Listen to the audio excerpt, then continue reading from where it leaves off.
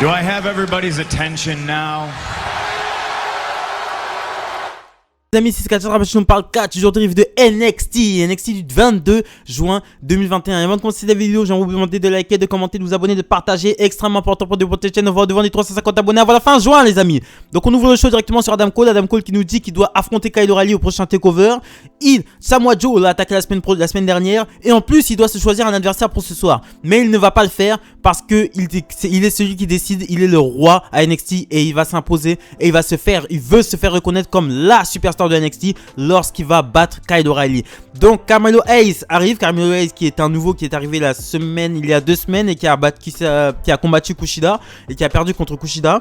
Donc il arrive et il dit à Adam Cole qu'il ne connaît sûrement pas, mais lui il le connaît et il se présente et il dit qu'il va le faire changer d'avis. Adam Cole lui dit comment il va s'y prendre pour le faire changer d'avis. Carmelo Hayes lui dit tout simplement Ruthless Aggression et ensuite il frappe Adam Cole. Donc ça rappelle le segment de John Cena avec Kurt Angle en 2002 je crois, où John Cena avait dit aussi Ruthless Aggression et avait frappé Kurt Angle. On enchaîne avec le premier match de la soirée, Adam Cole contre Carmelo Hayes. Donc Adam Cole prend Carmelo Hayes de haut pendant tout le match, mais t'as Carmelo Hayes aussi qui réussit à surprendre quelquefois Adam Cole, mais c'est Adam Cole qui remporte la victoire avec un super kick enchaîné de son Panama Sunrise. Carmelo Hayes en tout cas il a un bon physique, il a une bonne gueule, il a un bon physique, il a l'air de savoir parler au micro et Triple H a l'air de vouloir faire quelque chose de lui, parce que sur Twitter quand il avait fait ses débuts contre Kushida, il avait carrément mis un message pour lui et tout. Donc Triple H à mon avis il a quelque chose de très il lui fait faire pratiquement le même segment que Kurt Angle avait fait, que Kurt Angle et John Cena il y a plus de pratiquement 20 ans en arrière. Donc à mon avis il y a Carmelo Hayes, il y a un petit projet qui se prépare sur lui. Donc on enchaîne ensuite avec Johnny Gargano et Austin Theory qui arrivent sur le ring. Gargano dit qu'il a beaucoup de changements à NXT, nouvelle direction, nouveau champion, mais il dit qu'on n'a pas besoin de Karrion Kross en tant que champion, qu'il est un mauvais champion et que le meilleur règne de champion NXT ont été ses 57 jours de règne, et il dit que son règne a été le plus beau. Et ensuite il dit qu'il peut battre Karrion Kross. Ensuite t'as Pete Dunne et Oney Lorcan qui viennent le couper. T'as Pete Dunne qui dit qu'il est stupide, il croit pouvoir être aspirant numéro 1 avant lui. T'as Johnny Gargano qui lui répond qu'il n'est pas dans ses règles, que lui il n'est pas dans ça, il respecte les règles et que si Dunne veut se battre, ça ne viendra pas d'eux. Donc ensuite il quitte le ring et t'as Pete Dunne qui chope le doigt de Austin Theory et qui lui craque le doigt au passage. On enchaîne avec un segment backstage, t'as Johnny Gargano et Austin Theory qui vont voir William Regal qui leur annonce qu'ils affronteront Pete Dunne et Oney Lorcan dans un match par équipe. On enchaîne avec le second match de la soirée, Jessica Mea accompagnée de Aliyah contre Zoey Stark et Io Shirai. Donc Candice LeRae et Indy Hartwell arrivent pendant le match. Ça va, c'est pas trop dégueulasse. Et Aliyah, franchement, c'est un petit peu améliorée sur le ring. Je trouve qu'elle est un petit peu mieux qu'avant. Mais c'est une victoire quand même d'Io Shirai qui passe un moonsault sur Jessica Mea. Et ensuite, après le match, t'as Indy Hartwell et Candice LeRae qui s'approchent du ring. Mais t'as Raquel Gonzalez et Dakota Kai qui arrivent et qui disent à Io Shirai qui lui souhaitent la bienvenue et qui lui disent qu'elle s'est faite une nouvelle amie maintenant. Et elles disent que les championnats par équipe leur reviennent de droit. Et ensuite, t'as Ember Moon et Shotzi Blackheart qui arrivent et qu'elles disent qu'elles se sont faites, qu'elles ont été oubliées et que c'est l'heure du rappel maintenant. Donc elles montent toutes sur le ring, elles se fightent toutes à part Indy Hartwell et Candice LeRae qui se barrent. Et ensuite à Samoa Joe qui est obligé d'intervenir et de mettre tout le monde d'accord. On enchaîne ensuite avec le troisième match de la soirée, Johnny Gargano et Austin Theory contre Pete Dunne et Oney Lorcan. Donc Johnny Gargano et Austin Theory jouent les face, surtout Johnny Gargano, le public est à fond derrière lui, tout le monde est là, Johnny Wrestling. C'est assez clair pour moi. Johnny Gargano doit retourner face obligatoirement. Johnny Gargano est un très bon face, mais c'est un très mauvais heel. Je te le dis clairement, j'aime pas Johnny Gargano en tant que heel, un peu comme le Miz, un peu comme ça, un peu fouine, un petit peu, j'aime pas du tout. Johnny Gargano il doit absolument retourner face et Johnny Gargano gagne ce match avec son One Final Beat DDT sur Oney Lorcan. Et ensuite après le match, alors qu'il est en train de célébrer sur le stage, t'as Karrion Kross qui vient le frapper à la nuque. Je pense que Karrion Kross et Johnny Gargano ça va se faire en 1 contre 1, ça va se faire et je pense qu'il est vraiment son challenger numéro 1. Son challenger numéro 1 c'est Johnny Gargano. Donc on enchaîne directement avec une mystérieuse batterie qui est à 41%, comme pour nous annoncer quelque chose. Dès qu'elle sera à 100% on aura quelque chose. Donc on enchaîne directement en backstage, on retourne en backstage à Karrion Kross et Scarlett Bordeaux qui croisent Samoa Joe en backstage.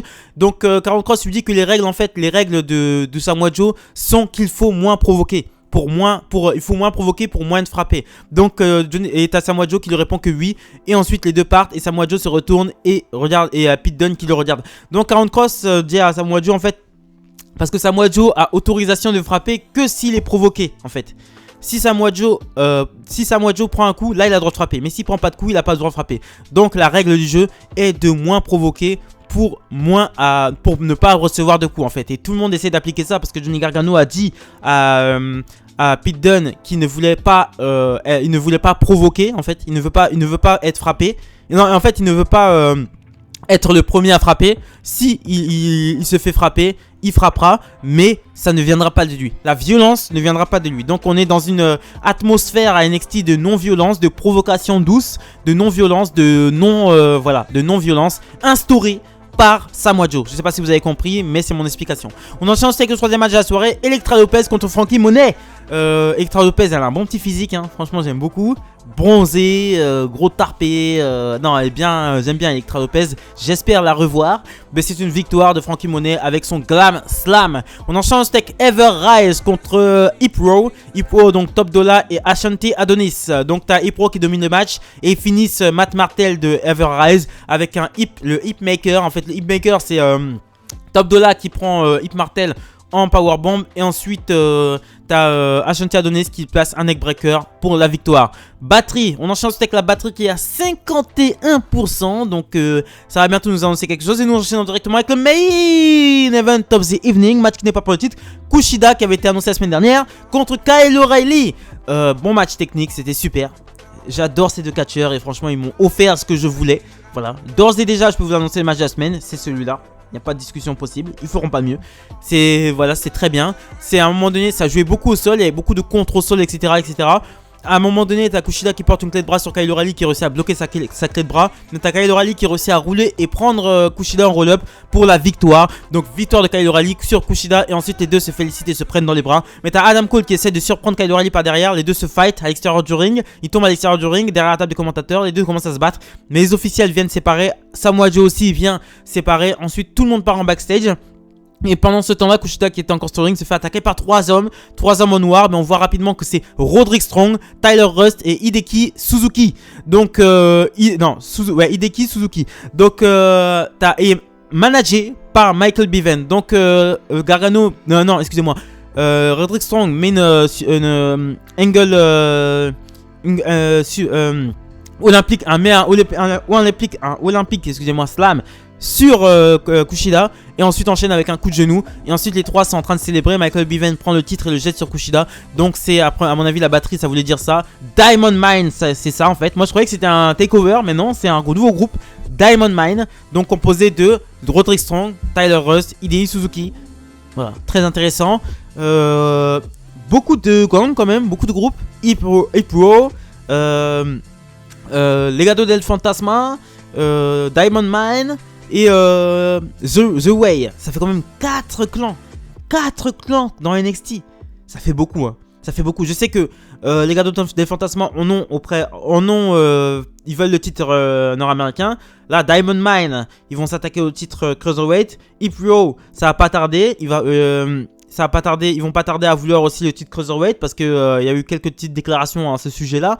Et voilà, donc le clan de Gargano The Way détient les titres par équipe féminin et Gargano veut le titre NXT. Donc ça fait 4 clans, ça fait quand même beaucoup. Pour moi ça fait beaucoup, même si les 4 clans sont très... The Way pour moi il faut qu'ils se séparent. Voilà, ils servent à rien, il faut qu'ils dégagent. S'il y a un groupe à supprimer dans les 3, c'est The Way. Donc voilà, c'est ce que je pensais du NXT du 22 juin 2021. Abonnez-vous les amis, extrêmement important pour le développement de cette chaîne. Likez-moi ça à bas, likez-moi ça à fond. Commentez, partagez, extrêmement important pour le développement de cette chaîne. On va devoir les 350 abonnés avant la fin juin les amis.